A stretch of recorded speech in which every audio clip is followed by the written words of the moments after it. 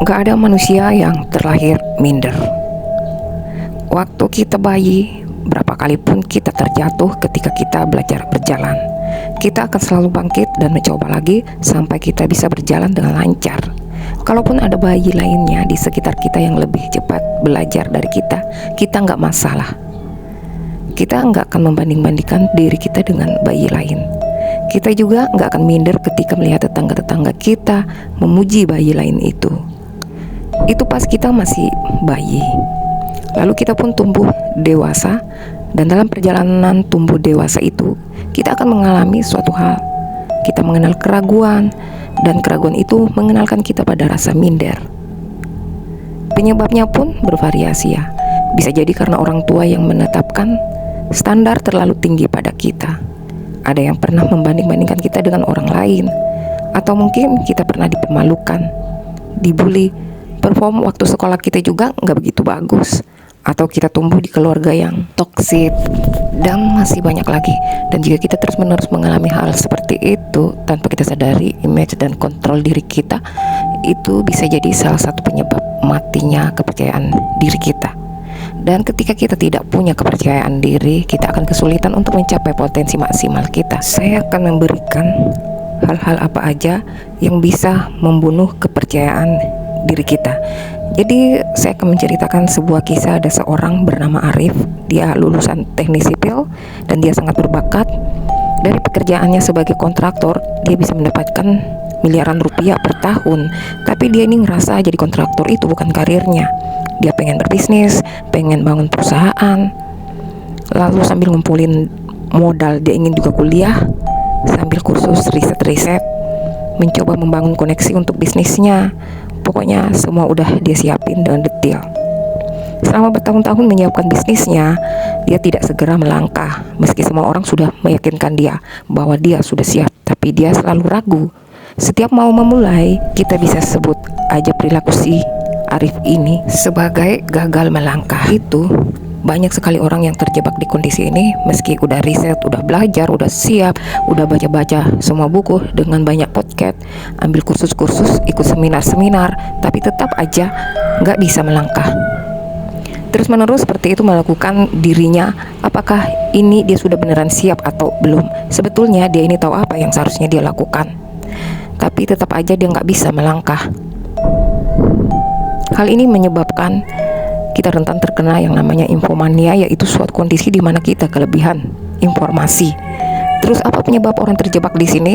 Yaitu karena overthinking. Overthinking ini menyebabkan kita stagnan dan membunuh.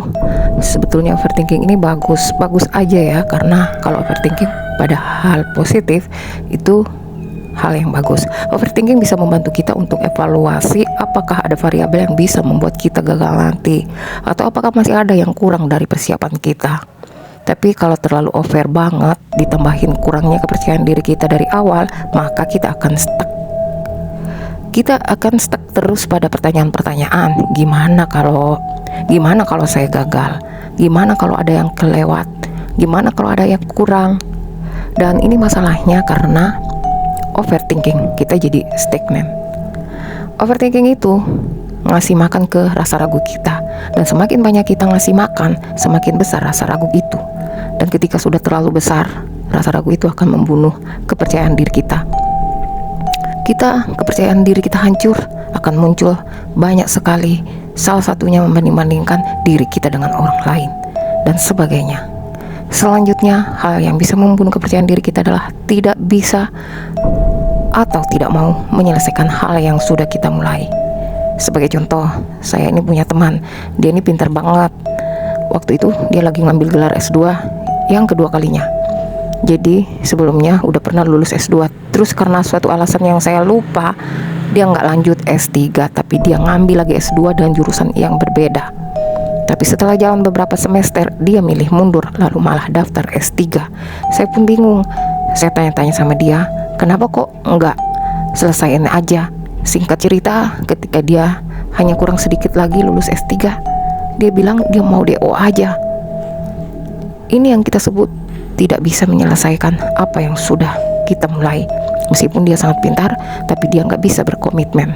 Jadi ya, kayak dia ini stuck dan malah capek sendiri. Terus apa penyebab orang-orang hebat, orang-orang yang berpotensi tinggi tapi tidak bisa menyelesaikan apa yang sudah dia mulai? Satu-satunya adalah meragukan diri sendiri. Keraguan pada diri sendiri itu memunculkan pertanyaan-pertanyaan di pikiran kita. Contohnya, apa aku sudah membuat keputusan yang tepat? Apa memang harus aku memilih ini? Mungkin kalau aku milih itu, hasilnya akan lebih baik. Pikiran-pikiran itu berkeliaran di otak kita, maka kita akan kehilangan interest, kehilangan ketertarikan pada hal yang sedang kita lakukan. Akhirnya kita pun bosan. Dan ketika kita bosan, nggak akan ada lagi dopamin sebagai hadiah dari apa yang kita lakukan, dan kita nggak bersemangat lagi. Akhirnya kita melepas hal tersebut dan coba lagi nyari hal yang baru, yang lebih seru dan lebih menyenangkan. Dan jika kita melaksanakannya, kita selalu ragu, ya udah, kita nggak akan pernah bisa menyelesaikan apapun lagi. Ada satu hal lagi yang bisa membunuh kepercayaan diri kita, yaitu terlalu fokus pada destinasi atau pada goal. Contohnya, kamu sudah menetapkan sebuah goal, kamu pun berusaha dan disiplin untuk mencapai goal itu. Dan karena goal itu juga kamu tiba-tiba dapat dorongan, motivasi, dan tumbuh semangat lagi. Tiba-tiba atau nggak lama kemudian, semangat itu hilang. Lalu kamu pun menetapkan goal baru biar bisa termotivasi lagi. Jadi kayak seakan-akan kamu ini hanya mencari euforia. Harusnya aku lebih berusaha, harusnya aku bisa dapat lebih, harusnya hari ini aku bisa lebih produktif. Nah, sebetulnya kan kalau kita lihat itu bagus-bagus aja ya, tapi kalau terus-terusan kayak gitu, nanti muncul pemikiran bahwa apa yang kamu lakukan itu nggak akan pernah cukup. Kamu juga jadi pribadi yang toksik pada dirimu sendiri. Setiap kamu istirahat atau senang-senang, jadinya muncul perasaan bersalah. Terus kamu jadi pribadi yang buru-buru untuk segera mencapai semuanya. Karena hal itu tadi menyebabkan pikiranmu delusi, menipu dirimu sendiri. Pikiran bahwa nanti kalau itu tercapai, aku pasti bisa dan akan bahagia. Nanti kalau aku bisa sampai di sana, maka aku bisa bahagia. Tapi di sana itu masih jauh lagi. Saya kan pernah bikin pertanyaan tuh yang mengukur kebahagiaan. Jika kamu mewakili Indonesia dalam sebuah kompetisi internasional, kamu lebih milih mana? Juara kedua, B juara ketiga, C juara kedua dari bawah.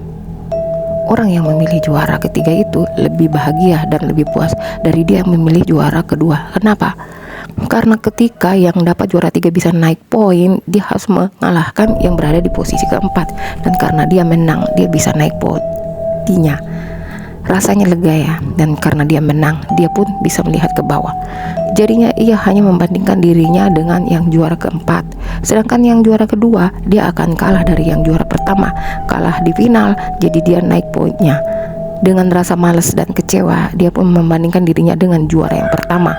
Nah, jadi kalau kamu terlalu fokus pada destinasi atau pada lokalmu, goalmu dengan orang lain, dan bukannya malah termotivasi, lama-lama kamu muncul keraguan di dalam dirimu bahwa kamu tertinggal dari orang-orang itu, dan kamu terus-menerus berusaha untuk mengejar. Ketika mindsetmu seperti itu, maka langkahmu itu akan semakin berat. Oke, kalau kalian ada yang mengalami hal yang sama seperti 3 hal yang sudah disebutkan tadi, nah ini solusinya kemungkinan bisa membantu. Mari kita coba. Kalian bisa mencoba dengan merubah apa yang ada di pikiran kalian. Orang yang menunda-nunda itu biasanya dianggap sebagai pemalas, yang padahal 2 hal itu berbeda. Menunda-nunda itu biasanya muncul karena kita ingin menghindar dari perasaan negatif seperti rasa sakit, kegagalan, penolakan, kritik, dan sebagainya. Nah, penghindaran ini biasanya muncul juga sebagai narasi di otak kita. Jadi dengarkan, kita mencoba untuk merubah narasi ini menjadi lebih positif, maka perlahan kita akan bisa untuk melangkah atau memulai. Jadi nanti ketika muncul pemikiran, kayaknya aku nggak bisa deh di otak kalian, kalian harus langsung coba untuk merubah pemikiran itu. Jadi gimana ya caranya biar aku bisa? Kalian juga harus mengubah, aku harus ngelakuin ini nih, aku harus ngelakuin itu, dan aku harus bisa memilih mana yang harus bisa dilakuin. Meskinya maksudnya sama aja, tapi pemilihan katanya itu membuat hal jadi mudah dan kita jadi merasa kuat. Nah, itu aja, semoga bermanfaat.